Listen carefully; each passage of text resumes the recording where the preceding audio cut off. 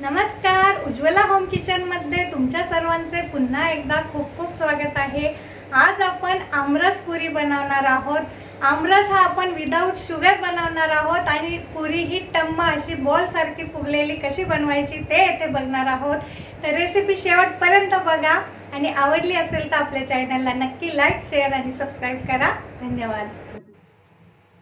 अतिशय creamy, tasty आणि मलाईदार अशी आपली आजची डिश बनणार आहे। चला तर वळूया आजच्या रेसिपीकडे। बघा किती छान अशी मऊ सॉफ्ट कापसासारखी आपली पुरी तयार होणार आहे आजची। आता त्यासाठी आपण आंबे घेतलेले आहे, हापूस आंबे आहेत। हे 3 आंबे आपण येथे घेतलेले आहेत। छान स्वच्छ धुवून घ्यायचे आहे 2 ते 3 पाण्याने हे। आता असं चाकूच्या साहाय्याने आपण सर्व साल याची काढून घ्यायची आहे। अशी व्यवस्थित वरची साल काढून घ्यायची आहे जेणेकरून त्याचा रस वाया जाणार नाही। हळू आपण सर्व असं आंब्याची साल काढून घ्यायची आहे। आता एक आंब्याची मी येथे काढून दाखवलेले आहे। याचप्रमाणे 3ही आंब्याची आपण येथे साल काढून घेतलेली आपल्याला दिसत असेल। आता हे आंब्याचे जे रस आहे किंवा जो गर आहे तो आपल्याला असा चाकूच्या साहाय्याने कट करून घ्यायचा आहे। हे बघा असे स्लाइसेस कट करून घ्यायचे आहे। छान असं खालपर्यंत सर्व त्याचं रस काढून घ्यायचा आहे स्लाइसेस करून। आता या ज्या कोया राहिलेल्या आहेत आंब्याची त्यामध्ये आपण दूध टाकून घेतलेलं आहे आणि छान असं चोळून त्याला राहिलेला सर्व आंब्याचा गर हा आपण काढून घेतलेला आहे। आपल्याला दिसत असेल आपण आज रस मध्ये पाण्याचा वापर अजिबात करणार नाही आहोत। पाणी टाकल्यामुळे पोटाला सुद्धा त्रास होतो आणि रसही पटकन काळा पडतो।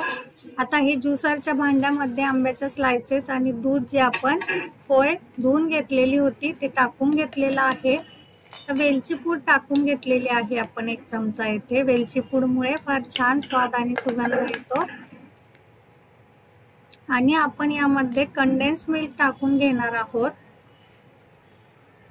हे बघा आता येथे 4 चमचे कंडेन्स मिल्क आपल्याला टाकायचं आहे। म्हणजेच आपण साखर न घालता कंडेन्स मिल्कचा वापर येथे करणार आहोत। आणि थोडीशी आपण येथे जायफळ पूड सुद्धा टाकून घेतलेली आहे। आता हे छान असं मिक्सरला लावून बारीक असं याचं ज्यूस करून घ्यायचं आहे। हे बघा आंब्याचा रस किती छान घट्ट क्रीमी मलाईदार असा आंब्याचा रस आपला तयार झालेला आपल्याला दिसत असेल येथे। आता या एका बाउल मध्ये काढून घेऊया। कलर सुद्धा फार छान आलेला आपल्याला दिसत असेल व सुगंधही फार छान सुटलेला आहे आपला आंब्याच्या रसाचा। आता डेकोरेशन साठी येथे थोड्याशा गुलाबाच्या पाकळ्या आपण लावून घेतलेल्या आहे। या ऑप्शनल आहे, आपल्याला आवडत असतील तर घाला, नसेल आवडत तर नाही घातल्या तरीही चालेल। आणि थोडेसे आपण यामध्ये ड्रायफ्रूटचे काप सुद्धा टाकून घेणार आहोत। यामुळे फार छान टेस्ट येते, फार रिचनेस वाढतो आपल्या आंब्याच्या रसाचा। हे बघा आता आपला आंब्याचा रस बनून तयार झालेला आपल्याला दिसत असेल। आता पुरीसाठीची तयारी करून घेऊया आपण। पुरीसाठी येथे आपण 2 वाटी गव्हाचं पीठ घेतलेलं आहे।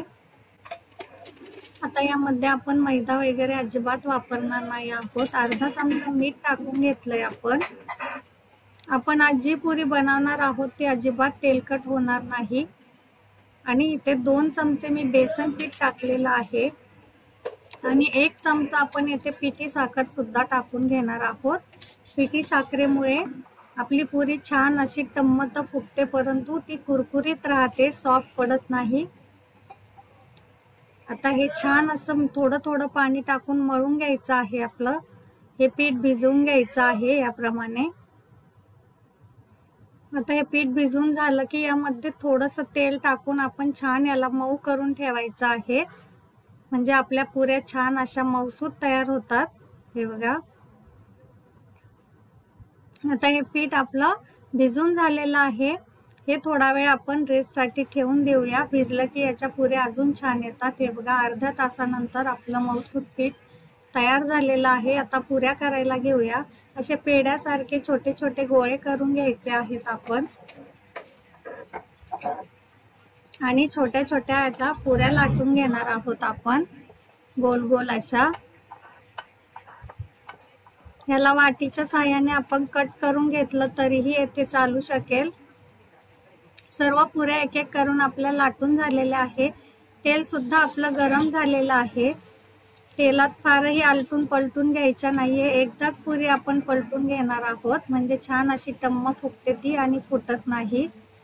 हे बघा किती छान आपली पुरी तळून तयार झालेली आहे. टम्म फुगलेली आहे. आपल्याला दिसत असेल बॉल सारखी गोल गरगरीत आपली पुरी तयार झालेली आहे.